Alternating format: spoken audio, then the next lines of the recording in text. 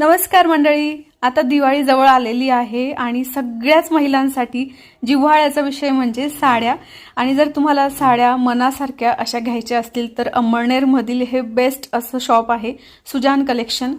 या शॉपवर तुम्हाला ज्या व्हरायटीच्या साड्या पाहिजे त्या सगळ्या प्रकारच्या मिळून जातील वेगवेगळ्या रेटमध्ये.